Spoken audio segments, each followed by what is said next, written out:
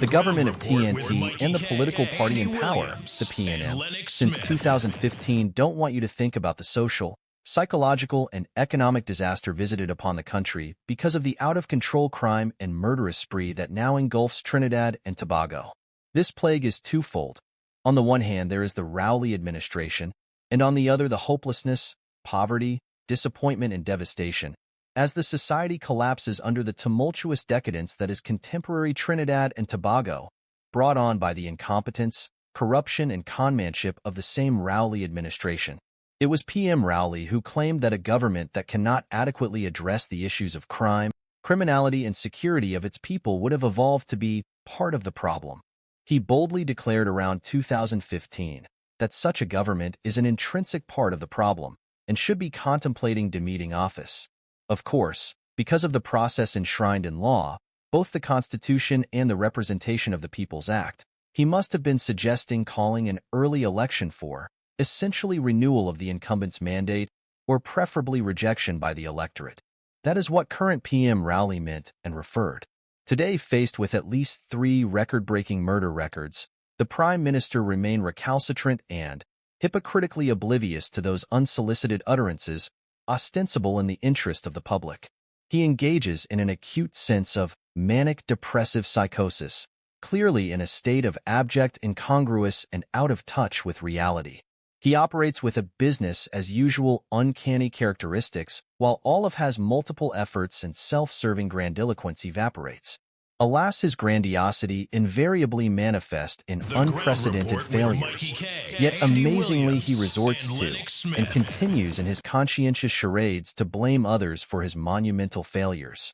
All of this are not to be outdone by parroting ministers and apologists who, like Rip Van Winkle, continue to sleep, hoping not to wake up to the realities of Trinidad and Tobago today and under PM Rowley's watch.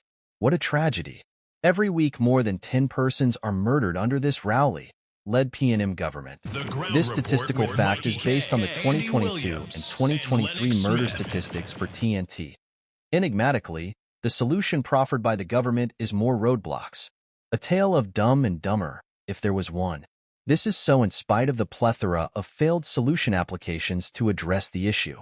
In 2024, while the population sits agonizingly in roadblocks, murders will go unsolved with a simultaneous murder detection rate hovering around 9% this year so far. The head of the Trinidad and Tobago Police Service Homicide Bureau, Rishi Singh, confirmed this fact. See Newsday of March 21, 2024. Citizens, the question is 4,404 murdered. And counting? Make it make sense. The reality is 9 out of 10 murders will not be solved. 4,404 citizens murdered represents a tragic and barbaric and retrogressive scenario.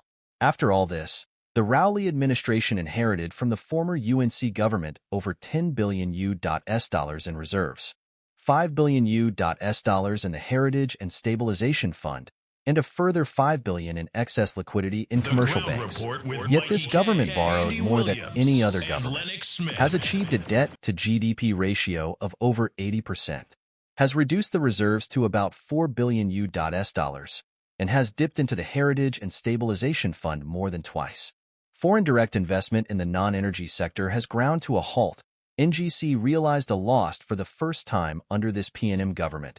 And so too is the Heritage and Stabilization Fund and the National Investment Fund initiative. As if all these multiple tragedy were not enough, the scarcity of foreign exchange and the reluctant announcement of Minister of Finance Clom Imbert revelations in the court that the economy is on the brink and that recovery signs may begin in 2027.